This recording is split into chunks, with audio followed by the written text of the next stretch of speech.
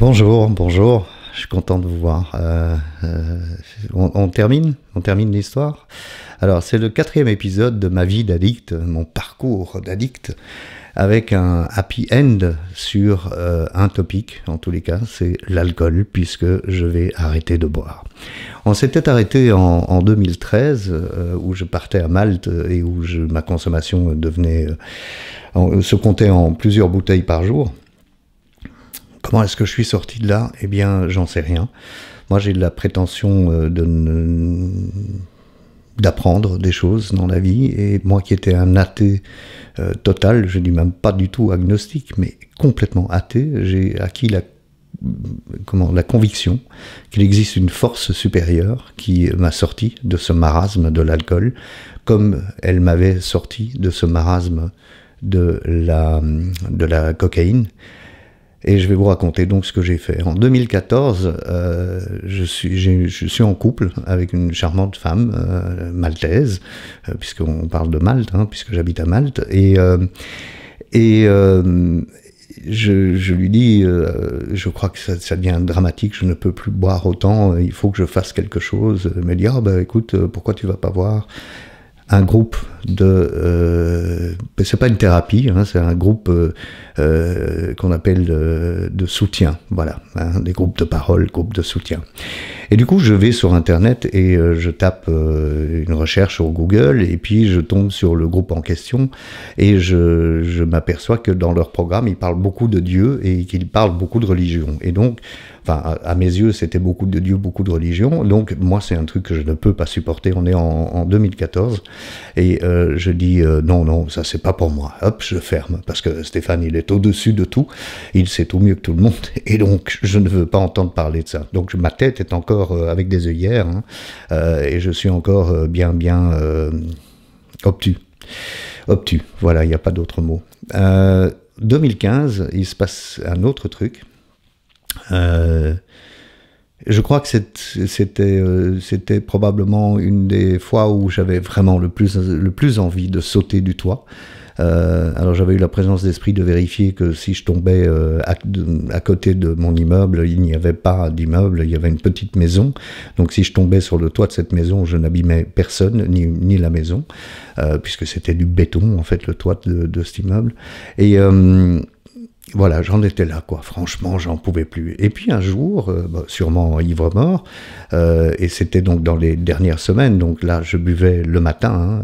Je peux vous expliquer aussi un truc, on a peut-être le temps de le faire, c'est comment est-ce qu'on boit le matin? Alors moi, pendant 25 ans, j'ai jamais bu le matin.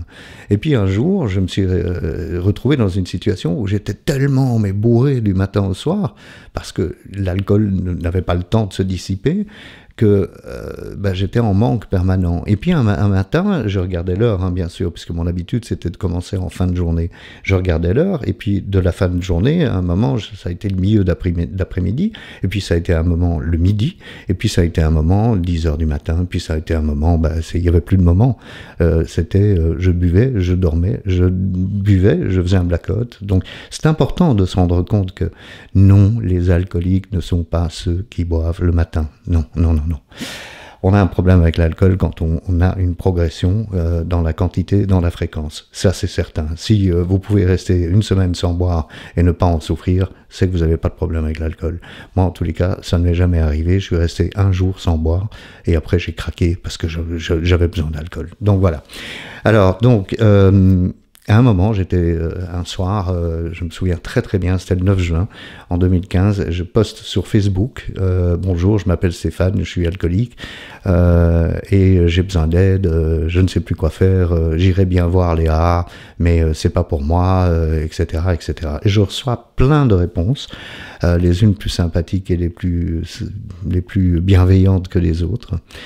Et notamment d'une personne qui s'appelle Monique, qui habite, moi je suis à Malte, elle habite du côté de Libramont, ici en Belgique, et elle commence à m'envoyer des messages, et on se connaît pas, on s'est jamais vu, et elle me fait ce qu'on appelle une 12e étape, c'est-à-dire qu'elle me parle d'elle, de son addiction à l'alcool, de son alcoolisme, et de comment elle en est sortie, mais sans me demander quoi que ce soit.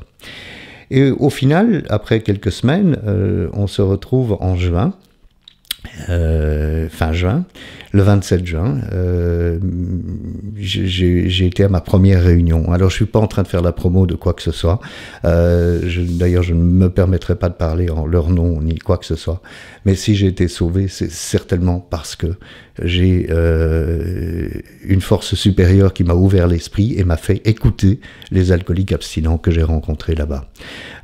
Si je n'avais pas fait ça, à mon avis, je serais plus là pour vous en parler parce que mon système digestif était complètement déglingué, mes idées suicidaires étaient chroniques, je ne vois pas très bien comment j'aurais pu survivre, je serais probablement mort d'une cirrhose du foie ou d'autres choses, hein. Donc voilà, pour moi c'est important de le dire et de reconnaître que seul je ne peux rien faire.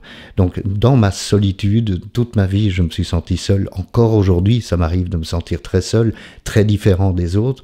Toute ma vie, j'ai fait comme si je savais tout et pour une fois, cette fois-là, eh bien, j'ai été à une réunion.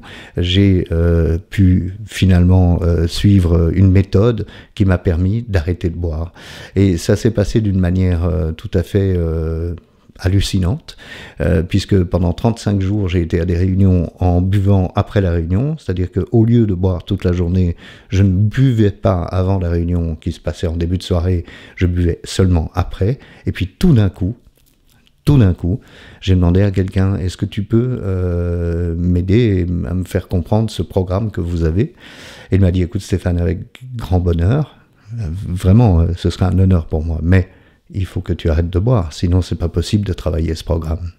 Eh bien, figurez-vous, c'était le 31 juillet 2015. Depuis lors, je n'ai plus jamais touché un verre d'alcool, une goutte d'alcool. Je parle même pas d'un verre, d'une goutte. Donc voilà, ça s'est terminé comme ça. Je n'ai pas de conseils à vous donner, je ne suis pas là pour donner des conseils. Je vous raconte mon histoire.